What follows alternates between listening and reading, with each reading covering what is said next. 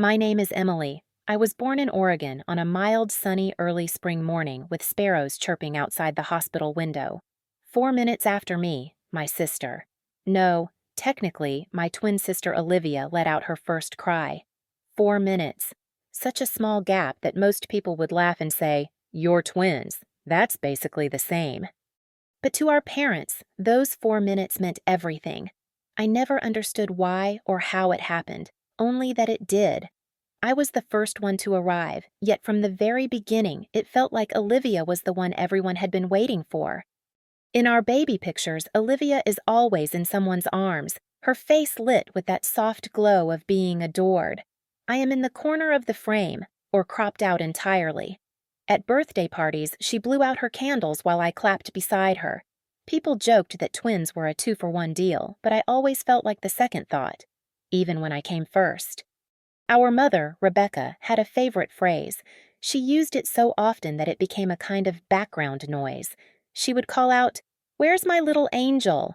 And Olivia would come skipping down the hall. I never knew who I was in that sentence. Sometimes I tried to be her little angel too, sitting quietly, brushing my own hair without being asked, cleaning up after both of us. But I was rarely noticed for it. When we turned 6, Olivia got a brand new pink bicycle with a basket and shiny tassels on the handles. I was handed a faded blue one with rust on the frame and brakes that squeaked. It had belonged to a cousin who had outgrown it. Our father, James, said it still worked fine. I told myself that maybe it did not matter, that maybe love was not in the things you were given but in the care you received. Then I watched my mother take pictures of Olivia next to her bike and tell her how pretty she looked. No one took my picture. Sometimes I wondered if I was imagining it. Maybe I was too sensitive. Maybe I misread things. But little moments kept adding up. When I scraped my knee climbing the old apple tree in our yard, my father looked through the window and said, "Emily's tough. Let her handle it." I washed the dirt off myself while my sister cried from a tiny paper cut and was lifted like she had been shot. The only person who ever looked at me differently was our grandmother. Her name was Evelyn. She lived alone in Montana and only visited once or twice a year, but when she did, the whole house felt different. She would arrive with a box of her favorite lemon cookies and sit on the porch with me while the sun warmed our knees. She asked me if I was happy. She asked what I liked to read and if I ever felt lonely. No one had ever asked me that before. One afternoon, Olivia was showing off a crystal bracelet she got from a friend. I stood nearby, quiet as usual, holding nothing. My grandmother walked over and placed a small wooden hair clip in my hand. My name was carved on the back in tiny, uneven letters. "It is not expensive," she whispered, "but it is one of a kind, just like you." I wore that clip often, especially on the days I felt invisible. It reminded me that someone, somewhere, had seen me. Rebecca called Olivia sweet things like honey and starshine. She called me by my name when I was too loud or in the way. I learned to make myself smaller. I learned to wait until I was asked, which was not often. At Christmas one year, Olivia unwrapped a dollhouse taller than our coffee table. It had lights and tiny stairs and velvet furniture. I opened a notebook and a ballpoint pen. My mother said I seemed like the writing type. That night, I sat under the glow of the Christmas lights, staring at the dollhouse in the corner, its windows glowing like a real home. I hugged the notebook close, not because I loved it, but because I had nothing else to hold. Looking back, I do not remember many warm moments, just small fragments, pieces of days where I tried to be enough, tried to be good, tried to be noticed, but I was always the girl standing next to the girl who was chosen. Still, I kept quiet. I did not cry when I was left out. I did not scream when Olivia got praise for things I had done before. I watched. I waited. And somewhere deep inside me, I began writing stories in my mind. Stories where girls like me found their place. Stories where 4 minutes did not mean everything. Stories where they did. And the ending was different. By the time I entered middle school, I had stopped expecting to be chosen first. It was not that I had given up, I had just adjusted. I no longer looked up during roll call hoping to hear praise. I no longer brought home good grades expecting them to be taped to the refrigerator. That space belonged to Olivia. Her drawings of the sun and a smiling tree were proudly displayed, curling at the corners from months of being there. When I brought home an essay that my teacher said was among the best in the district, it stayed in my backpack until I eventually filed it away in a shoebox under my bed. In 7th grade, I won second place in our school's science fair. I had built a simple but functional water filtration model using recycled materials from the garage. Olivia created a papier-mâché volcano that barely bubbled, but it was colorful, bright red with glitter, cotton ball smoke taped to the top. At the awards ceremony, when they called my name, I searched the crowd. My mother was standing off to the side with Olivia, taking pictures of her smiling next to her leaky volcano. On the walk home, I carried my certificate inside my jacket. It started to rain. No one asked about the ribbon. That night, my father glanced at it on the kitchen counter and said, "Smart girl, you'll be fine." I remember standing in the hallway with my hands in my pockets, watching Olivia show off a new lip gloss to our neighbor. She was only 13 but had already mastered the art of being adored. She laughed easily, touched arms when she spoke, tilted her head when she asked for things. I envied how naturally she moved through the world. People bent toward her like flowers to sunlight. I never learned that trick. I only knew how to fold inward. In English class, my teacher, Mrs. Lang, asked me to read my short story aloud. It was about a girl who collected pieces of broken glass and built a mosaic in secret. When I finished, the class clapped. Mrs. Lang said I had a rare voice.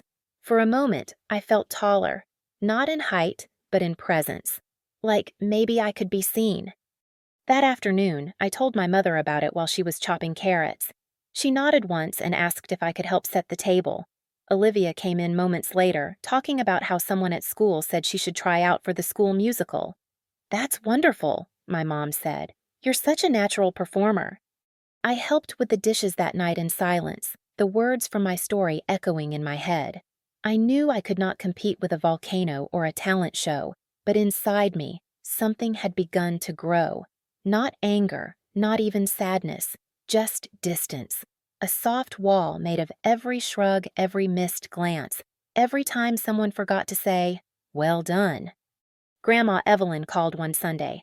She had heard about the science fair from a neighbor's daughter. "You built a real filtration model?" she said, her voice warm and clear. "That's incredible, sweetheart. You've always been clever like that." She asked if I still wore the hair clip she gave me. I told her I did. It was in my pencil case now. I touched it when I needed to remember that being invisible did not mean being empty. That year, I started journaling more. I wrote about things I could not say out loud, about the way Olivia laughed at the breakfast table while I quietly rinsed my dishes, about how our mother once forgot to pick me up from debate club because she was at Olivia's school dance fitting, about how I no longer cried when they forgot, only watched, only recorded. Middle school taught me the difference between loud success and quiet strength. Olivia was praised for showing up. I was praised only when I surprised someone by succeeding without being asked. But I had begun to understand something. I did not need to be the favorite to become someone worth remembering. I only had to keep going, and I did. Word by word, page by page, I was building a place where I mattered, even if no one else noticed. Yet. By the time high school began, I had already learned how to disappear without leaving the room. I blended into the corners of classrooms, always early, always prepared. I joined clubs without telling anyone: debate, journalism, volunteer reading hours at the local library. I had stopped waiting for my name to be called, stopped hoping to be noticed. Instead, I built a quiet rhythm of effort, a steady beat that no one else seemed to hear but me. In my sophomore year, I scored a perfect mark on Oregon's statewide language arts exam. Only 3% of students managed it. The principal congratulated me in front of the school. I gave a small speech in the gym, surrounded by students clapping politely. When I looked toward the row of parents, I saw Olivia sitting next to my mother. Mom was smiling, but not at me. She was admiring Olivia's new dress, pointing out the details to another mother nearby. At home, the certificate stayed on the hallway table for a week before being buried under unopened mail. That same month, Olivia got a B+ on her history midterm. My mother told every neighbor about it like she had won a national award. I listened from my bedroom, the window cracked open, the sound of her laughter floating up from the front porch. I kept writing. Pages and pages of thoughts I could not say out loud. Notebooks stacked in the back of my closet. Some entries were angry. Most were just tired. I wrote about girls who lived in the shadows and built light out of scraps. I wrote about mothers who forgot and daughters who learned to remember for themselves. Writing became the only place I felt understood. I stopped showing my achievements at home. I submitted essays to national contests, wrote features for the school paper, and helped organize a district-wide reading program for elementary schools. Teachers began to notice. One called me focused. Another said I was quietly determined. My guidance counselor asked if I had thought about applying to Columbia State in Northern California. I nodded, not ready to believe I could go that far. One Friday afternoon, I came home with a community leadership award. I placed it on the kitchen counter without saying a word. That evening, Olivia was having friends over. They brought cupcakes and loud music. I stayed upstairs, watching the shadows of their laughter move across the hallway wall. No one asked me how school was. No one noticed the plaque I had tucked away in the drawer. Grandma Evelyn called that weekend. I told her about the award. She paused, then said softly, "You always find your way, Emily, even when no one draws you a map." I smiled, even though she could not see it. Her words stayed with me longer than any applause ever had. That fall, Olivia was chosen to help decorate for homecoming. She came home excited, arms full of fabric swatches and glitter glue. My mother spent an hour helping her choose shoes. I sat at the kitchen table editing a story that would be published in the statewide youth journal. I did not say anything. I had learned not to interrupt. There was a night, sometime near the end of junior year, when I sat at the edge of my bed holding a letter from a national writing competition. I had won third place. The envelope was thick and official. I held it for a long time, unsure who to tell. Eventually, I placed it in the bottom drawer, beneath old math worksheets and outdated schedules. I lay back on my bed, staring at the ceiling, and it hit me. The truth I had avoided for so long. It would never be enough. No grade, no medal, no speech would change the way my parents looked at Olivia and looked past me. Their love had a shape I did not fit. It had always been that way. I did not cry. I did not feel broken. I just felt still. I got up, took out my journal, and wrote one sentence. "I am not invisible just because you refuse to see me." Then I turned the page and kept writing. Because even if they never saw me, I would never let myself forget who I was becoming. I arrived at Columbia State University on a gray morning in late August. The air smelled like warm asphalt and pine needles, and my backpack left a faint sweat mark on my shirt as I walked across campus. I had never been this far from home. The buildings were taller, the people louder, and the sky stretched wider than I remembered. No one came with me. I took the early bus by myself, watching the sunrise blur across the window as the world I knew grew smaller in the rearview mirror. My dorm was in the older wing of campus housing, buried in the basement level with two narrow windows pressed against concrete. The floor smelled faintly of bleach, and the walls had chipped corners that had been painted over too many times. My room was small enough that when I stretched out my arms, I could almost touch both sides. I unpacked slowly, folding my few clothes into drawers with sticky edges. I pinned up 3 photos, one of me and Grandma Evelyn sitting on her porch, our knees touching, one of my high school essay clipped from the newspaper, and one of the wooden hair clips she gave me, its carved letters still faint but there. Olivia moved in the same day, just 2 dorms down the hall in the newly renovated wing. My parents had driven her down in the SUV, her suitcases stacked neatly in the trunk. I watched them from across the courtyard. My father carried a lamp and a pink laundry basket while my mother arranged her pillows and opened the new lavender-scented diffuser. Olivia's room had large windows that overlooked the garden. Her curtains fluttered in the breeze. Later that day, she texted me a picture of her setup. Everything matched: the comforter, the throw pillows, even the lamp. She wrote, "Hope you got settled okay." I replied, "Yeah, thanks." My tuition was partly covered by a scholarship, but the rest I had to figure out on my own.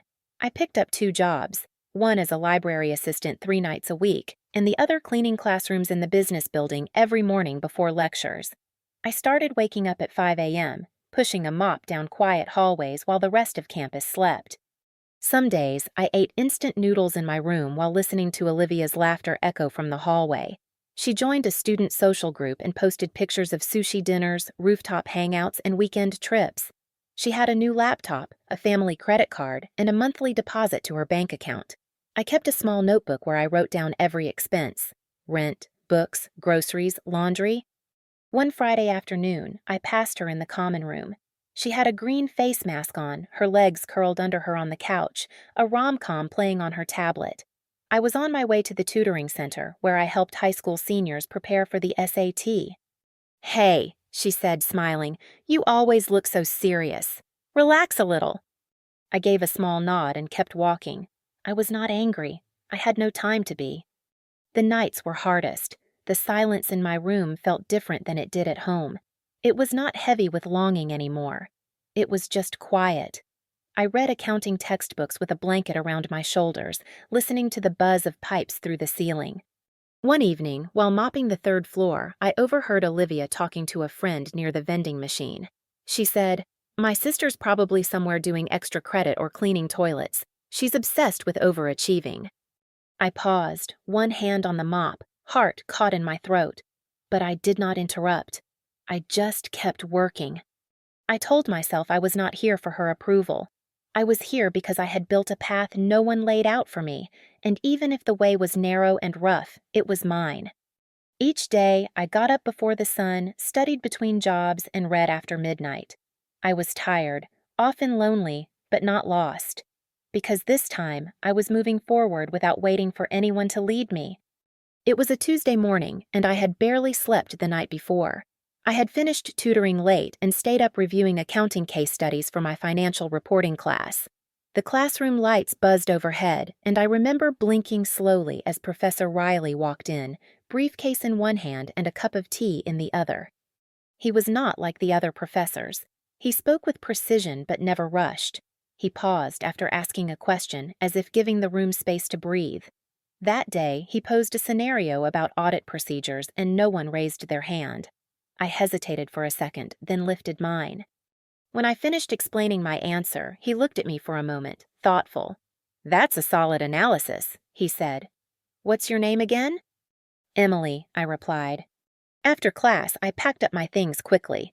As I headed for the door, he called out, "Emily, could I speak with you for a moment?" I stopped, heart flickering a little. "I've been watching your work. You're methodical. You notice details that others skim past." He paused, then added, "I have a colleague at a local audit firm. They're looking for winter interns. I think you'd be a good fit. Would you be interested if I recommended you?" I nodded before I could even find the right words. "Yes, I'd love that." "Good," he said, offering a small smile. "Send me your resume and transcript by Monday. I'll take care of the rest." I walked out of the room empty-handed, but for the first time in a long while, I felt full. Not because of a grade or an award, but because someone had seen me without me having to shout. That evening, I called home. My mother answered on the third ring. "Hi, Mom. I got offered an internship. Professor Riley wants to recommend me for a winter position at a local firm." There was a pause on the line, then her voice. "That's nice. Olivia just signed up for a yoga class. It's supposed to be great for managing stress." I waited, but that was all. I thanked her and ended the call politely. My fingers hovered over the screen long after it went dark. I had imagined her saying, "I'm proud of you," just once, but the words never came. Later that night, I sat by the window with a cup of tea I could barely afford. I watched the traffic below and felt something shift inside me. It was not sadness, not quite. It was a quiet kind of letting go. Their recognition had always been the goal I chased without knowing why. But now I had something different. I had direction. I had someone who believed in me for no reason other than that I had earned it. I opened my laptop and began typing my resume. I adjusted every line like it mattered, and for once, it did. Not because it might win their attention, but because it was mine. That winter, I walked into my first internship interview with my head high, not proud in the loud sense, but steady. I knew I had not come this far by accident. I had walked every step, even the ones no one saw. The flyer was pinned to the bulletin board outside the finance department office. I had passed it twice before I stopped to read it. A white sheet with bold black lettering, slightly curled at the corners, the Weston G. Brant Scholarship, open to senior accounting students with academic excellence and leadership potential. Only 6 recipients nationwide. I stood there, my hands buried in my coat pockets, the cold seeping through my sleeves. I tore off one of the tabs at the bottom and slid it into my notebook. That night, I read the eligibility criteria again and again. Near perfect GPA, letters of recommendation, a personal essay. It seemed far away, like a window too high to reach, but I had come this far. I could try. I waited until after midterms to ask Professor Riley for a recommendation. I stood by his office door, holding my transcript and a folded draft of my essay, heart beating fast. He looked up from his laptop when I knocked. "Emily," he said, motioning me in. "What brings you by?" "I'm applying for the Weston Brant," I said quietly. "I was hoping you'd consider writing a letter." He took the papers from me and scanned the top page. Then he looked at me over his glasses. "Of course, you've earned it. But even if you didn't ask, I would have written one anyway." I nodded, afraid that if I spoke, I might cry. Over the next 2 weeks, I worked on my essay every night after my library shift. I revised every sentence, reading it out loud to hear how it breathed. I did not mention my family. I wrote about late nights in empty classrooms, about tutoring students who reminded me of younger versions of myself. I wrote about strength that came not from applause, but from persistence. When I finally submitted the application, I told no one. Not Olivia, not my parents, not even Grandma Evelyn. It felt like something I needed to carry alone. 3 weeks later, I was sweeping the library hallway when my phone buzzed. I checked the screen. One new email. The subject line read, "Congratulations, Weston G. Brant Scholarship recipient." I stopped walking. The mop handle rested in my hand like a question. I stood there in the soft hum of fluorescent lights, eyes frozen on the screen. Then, slowly, I smiled. Later that night, I sat at the edge of my bed, the lights off, the city a distant whisper beyond my window. I read the email again. I had been chosen, me, out of hundreds, maybe thousands. For the first time, I did not wonder what Olivia had done that day. I did not compare. The official packet arrived in the mail 2 days later, a thick envelope with my name printed in block letters. Inside was the award letter, details about the ceremony in Chicago, and a small card that read, "You may bring 2 guests to share this achievement." I stared at that line for a long time. Later that evening, I picked up the phone. My mother answered on the 3rd ring. "Hi, Mom, I got something today. I won the Weston G. Brant Scholarship." There was a pause. I could hear the clatter of dishes in the background. "That sounds important," she said slowly. "Congratulations, I guess. What is it exactly?" I explained as simply as I could. National recognition. A ceremony in Chicago next month. I said I could bring 2 family members. I said I would like them to come. She did not say yes. She did not say no. "We'll check our schedule," she said. "Let me talk to your dad." When the call ended, I sat there for a moment, staring at the silent screen. A part of me had expected it. Still, I had called. Hope was strange like that. It never asked permission to linger. I folded the guest card and placed it in the envelope. I left it unsealed. Not because I was waiting, but because I had not yet decided who those 2 seats were really for. As the days passed, I focused on preparing. I picked out a black dress on clearance at a thrift store, ironed it carefully, and borrowed a suitcase from the librarian I worked with. Professor Riley stopped me after class one afternoon and handed me an envelope. "I included a story in the letter," he said, "about the first time you answered a question no one else dared to. I thought it was worth sharing." I nodded, words stuck somewhere behind my smile. The night before my flight, I wrote a letter to Grandma Evelyn. I told her everything, the ceremony, the award, the silence that followed my call home, and the quiet pride that filled its place. I ended the letter with a single sentence. "You saw me before anyone else did." Then I folded it, placed it in an envelope, and left it on my nightstand. The city lights flickered across the floor like stars fallen through glass. I stood there barefoot in the quiet and whispered to no one in particular. I am ready. The Weston G. Brandt Awards ceremony was held in a glass-paneled convention center that stretched 12 stories high in the middle of downtown Chicago. I arrived early, hours before the crowd, rolling my borrowed suitcase behind me. The lobby gleamed with marble floors and quiet music, the kind that sounds expensive without trying to be. A long red carpet stretched toward the auditorium entrance. Along the walls, staff arranged white flowers in tall silver vases. Everything shimmered. At the registration table, I gave my name and wrote a simple dash in the guest section. Everyone else had names. I had space. Inside the ballroom, round tables lined the room with crisp linen and tall name cards. The lights were soft and golden. I chose a seat near the back, close enough to see the stage, but far enough not to be seen. Soon, the hall began to fill. Girls in pressed dresses, boys in ironed suits, parents with cameras, siblings in matching outfits. I watched a mother hug her daughter before she went to the front for a picture. Another family huddled together, laughing quietly while a father adjusted his son's tie. I looked down at my dress. Black, simple, no brand label, ironed the night before with a towel in place of a board. The host took the stage just after noon. She was graceful, her voice smooth and confident as she introduced the first recipient. Each name echoed through the hall. Each student walked up smiling, steady, proud. I clapped for all of them, not out of formality, but because I knew. I knew what it cost to get here.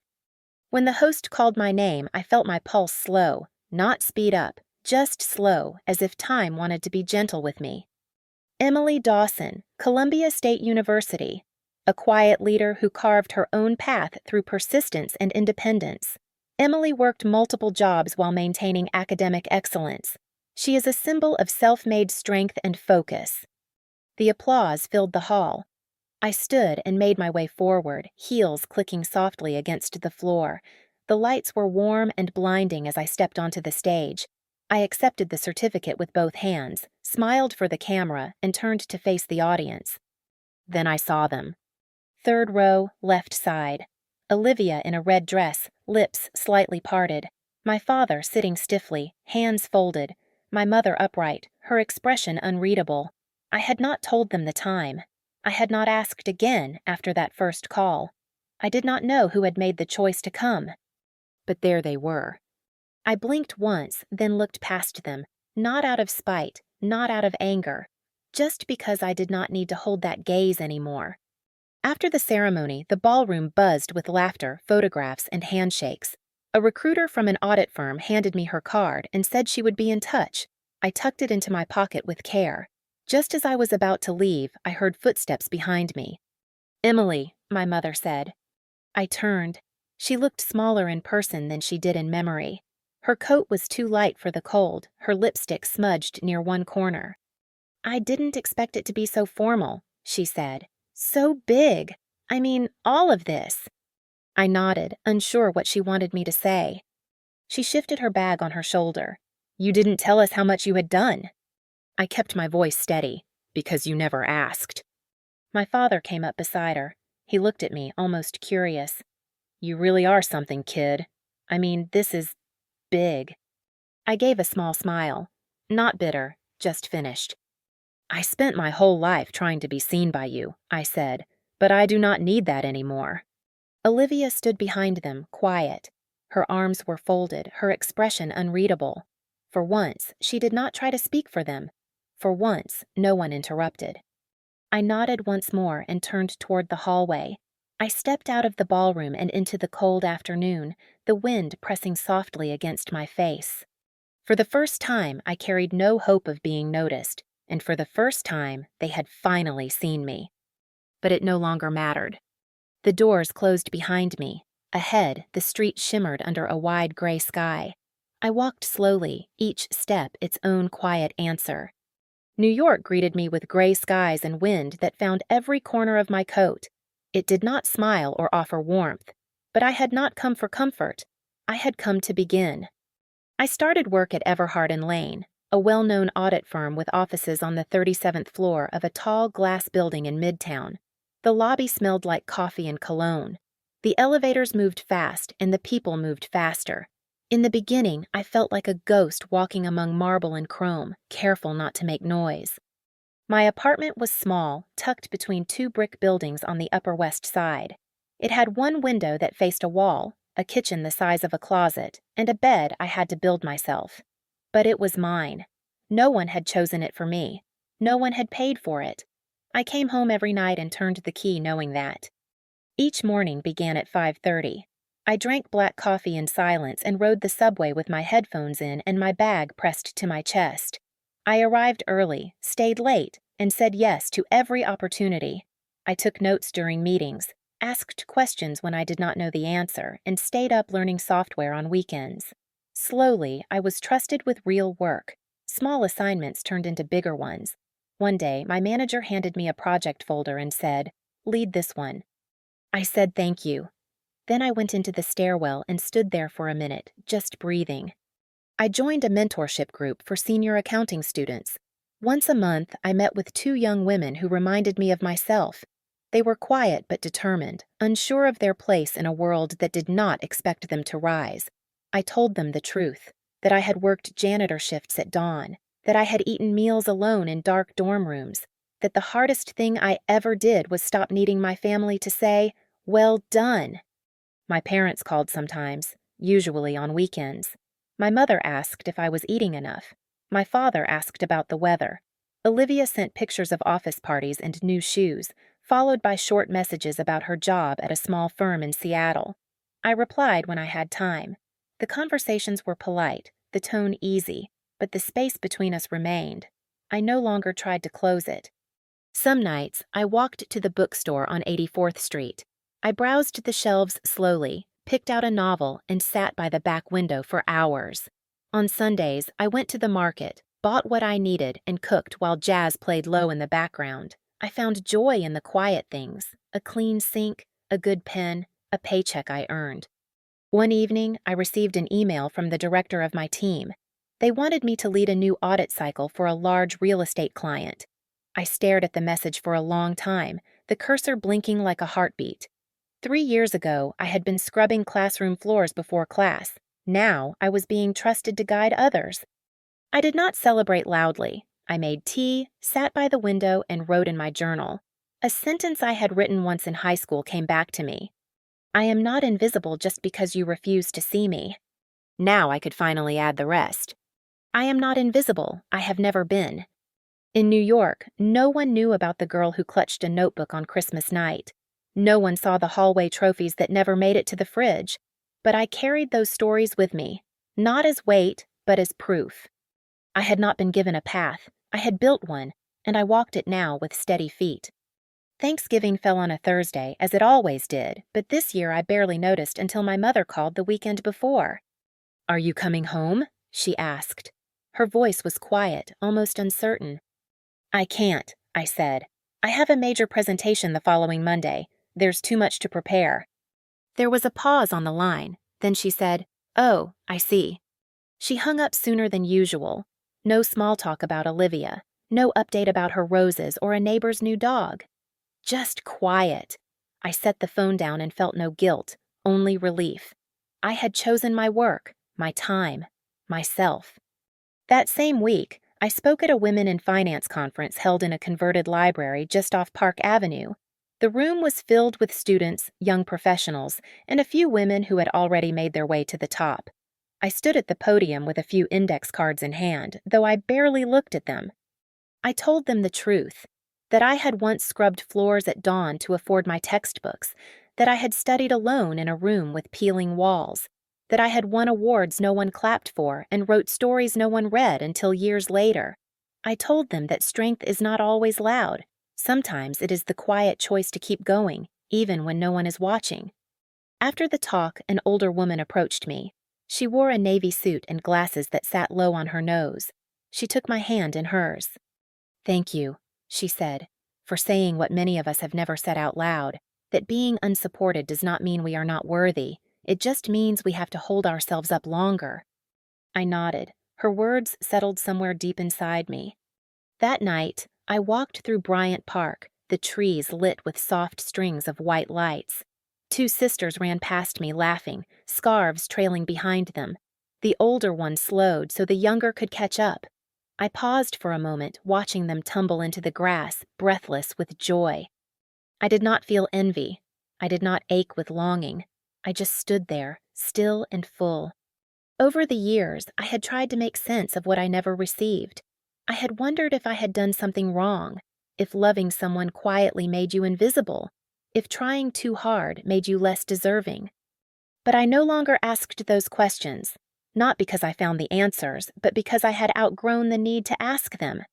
Family, I realized, is not made by blood or holidays. It is made by presence, by listening, by showing up for someone when the world does not. Sometimes that family is a professor who sees your effort, a colleague who shares her notes, a stranger who hears your story and says, "Me too." I thought about Grandma Evelyn, about the bookmark she gave me and the way she called me clever when no one else did. She had been my family, maybe the first one I chose. And now, in this life I had built, I had chosen others too. The city buzzed around me as I stepped off the curb and into the crosswalk.